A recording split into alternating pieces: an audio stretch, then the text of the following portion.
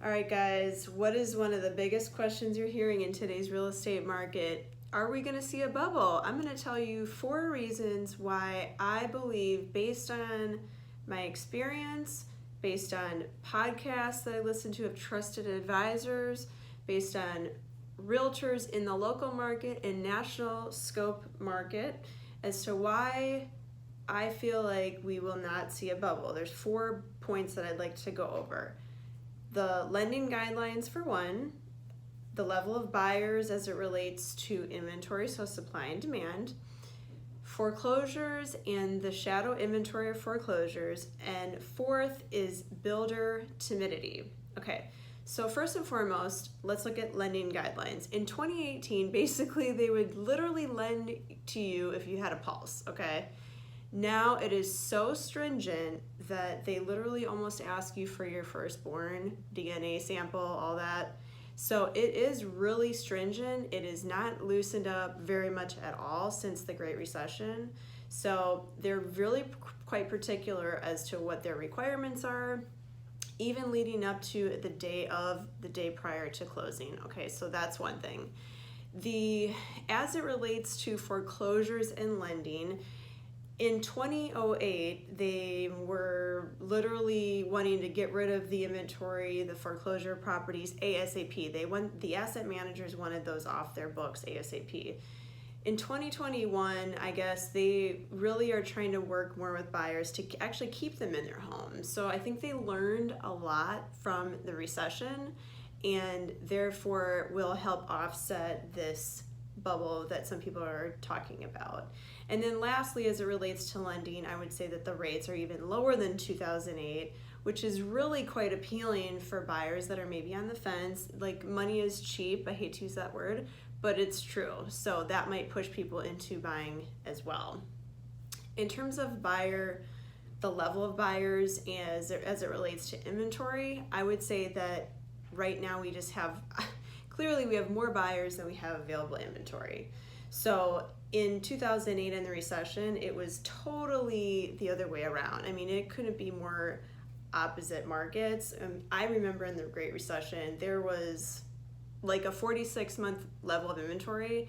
That would take you about 5 to 6 years to sell these properties. Right now, we're at less than, I think, a 3-week inventory in the Sarasota, Florida market. So night and day markets, okay?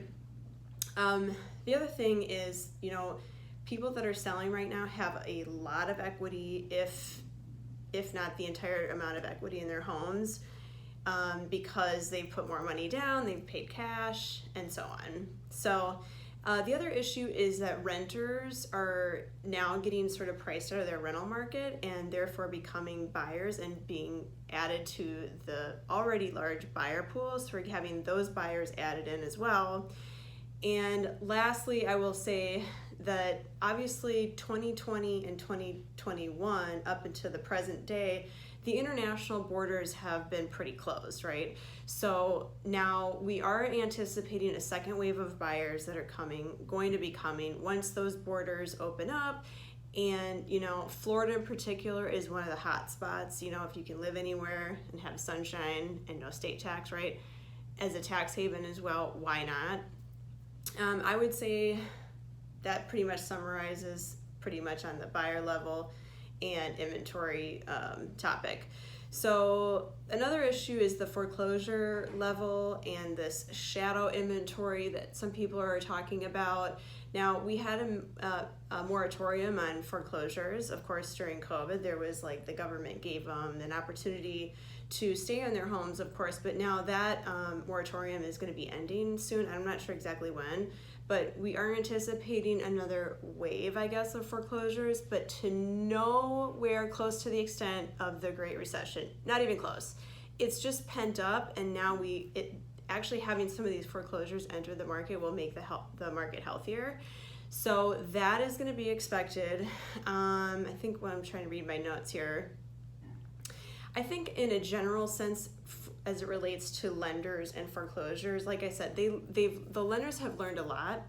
So I think that they're going to try to avoid having so many assets on their books and not, and try to assist these owners stay in their homes. So that's kind of a good thing. And then last but not least, the home builder timidity issue. Home builders right now are not building spec homes. Okay, when you look back at 2008 and the recession or leading up to the recession, they were just building homes, okay? And what I mean by spec homes is like they don't have a buyer signed, sealed, and delivered, ready to roll on that house. They're just building thinking that they're gonna sell these properties, right? So they're not doing that. As a matter of fact, it's the complete opposite. In Sarasota, Florida, and Lakewood Ranch, and the Bradenton greater market, buyers are actually lining up on actual lists, okay? And you get on this list and you're only called if they have an available house to sell you, right? So it's like they might say, okay, come back in a week, 2 weeks, and then we're gonna go down this list of buyers that are just waiting to buy one of your properties and go about it that way. So it's just, in 2008, in the recession era, they actually were trying to give you the house. I mean, they were giving such incentives like, here, we're gonna give you a $15,000 pool credit, or we'll give your agent a $10,000 bonus or $20,000 bonus. I mean, like crazy incentives that we just don't have right now. And I would say, of course, we all know about the lumber costs and really the cost of material and the time it takes for the materials to arrive. So they're not building homes that they don't feel like they can finish, you know. So in a nutshell, I would say nobody has a crystal ball to what will happen. I can tell you based on 19 years of experience, as well as listening to people that I know and trust and that are really highly valued in the real estate field, like Tom Ferry. Tom Ferry predicted the recession. He is actually saying that he's predicting the next 2 years, maybe 3 years of kind of more of the same with rates, inventory, and sales. So I think it's going to be somewhere in the middle between like a little bit of a correction, a little bit of a slowdown, and certainly nowhere near a bubble, particularly, and I can only speak for like the Sarasota market, particularly in Sarasota, where, you know, people are buying here for the lifestyle and the beach and the sun and the culture and the affluence and the clean environment. So I, in a nutshell, you know, there's a lot we could talk about here, but I would say in a nutshell that no, just, you know, buy because you want to buy for your family, buy because you want to live the Florida lifestyle, sell because you want to downgrade or upgrade, okay? And, you know, I'm here to answer any questions that you might have, and please feel free to reach out to me anytime. My website is shaylatwit.com. You can find me there, or you can email me at shaylatwit, which is SHAYLATWIT @gmail.com.